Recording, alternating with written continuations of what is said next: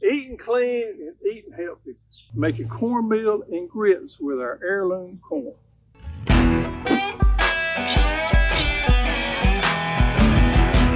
Well, we store our corn in a pillowcase in the freezer, and we store it whole kernel, just like we shell it. And we take enough out and we grind just what we need for that week. We seem to think the corn holds its flavor better when you store it as whole kernel when you have it in the freezer, and you just pull out and grind what you need. Now, after we grind, we'll put it in a Ziploc bag and we'll keep that in the freezer for a couple of weeks, but we try not to grind no more than what we're going to use up within a week or two. So we just scoop out of here what we think we're going to need for the next week or two. Now, this tabletop grinder is what we use, and there's several different brands of these out there. Now, these are nice because they don't take up a lot of room, and you can just pull it out and grind what you need, and you can store it back without taking up a lot of room. Now, this particular brand is called Mockmeal. There's several others out there, but this one's made in Germany, and I'm pretty familiar with this brand. We used to sell them back in the day, but we don't sell them anymore. Pretty sure you can buy them off of Amazon. What I like about this one, it is stones. It has stones inside it that actually grinds the corn.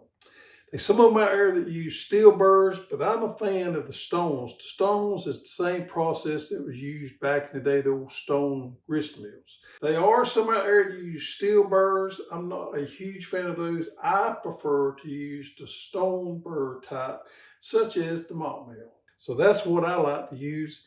And this is a pretty good model right here. Like I said, there's others out there that's probably just as good. I don't have experience with any others. I do have experience with this one here, and it has served us well. So we're making cornmeal and corn grits. What is the difference between grits and cornmeal? Well, they're the same thing. They're made from the corn ground up. It's just sifted differently. It's different particle size. So we're actually going to do a grinder, and then we will separate the particle size, and that we will have grits on one side as a bigger particle size, and we will have cornmeal as a smaller particle size. On the Mockmeal, there's an adjustment right here that you can move to set the settings on the mill of how fine you want the grind to be. And we've got ours set up so that we get pretty much equal amounts of grits and cornmeal, which is perfect for us. If you wanted to do flour, which is the finest grind of anything, then you would want to set this down so it ground a lot finer, and then you would sift out that corn flour. We got a corn ground. Now it's time to sift it and separate the cornmeal from the corn grits.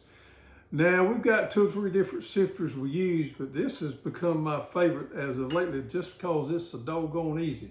This is just a sifter here. You've probably seen these in the antique stores before. These things have been used for generations and generations, and you can still buy them new. It's just a little sifter there. You got a screen in it. You turn the little agitator there, and it agitates the corn and then lets it sift out and separate. All right, I've sifted it down, so I'm going to take what's left in the top and pour in this bowl, and that's going to be my grits right there.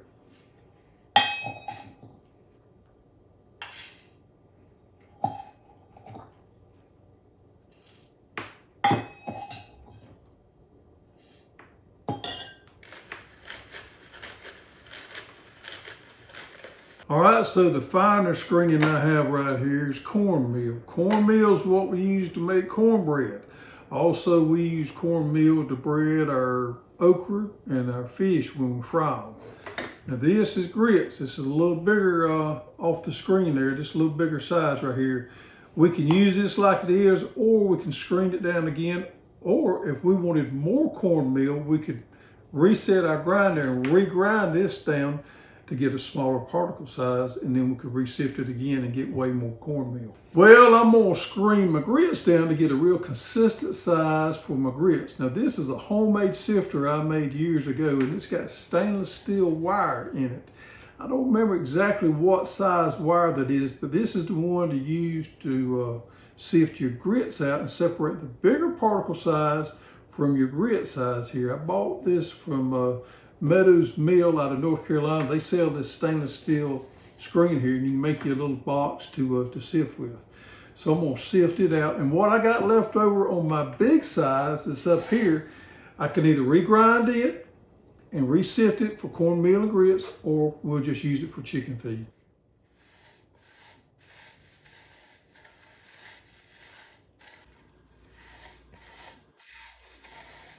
All right, so I've screened it twice. I got my cornmeal here, which is almost perfect here. Now I got a real consistent grit right here. And then we got a bigger size here, which is our largest. And we could regrind that, but we're just going to use that for chicken feed.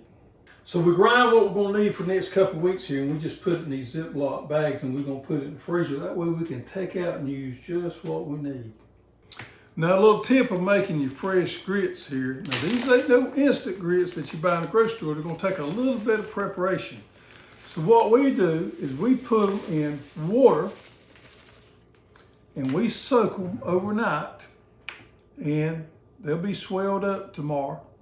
Then we're going to pour off the excess water, then they're ready to cook. Now when you put those grits in that water, you're going to have some husk that float to the top.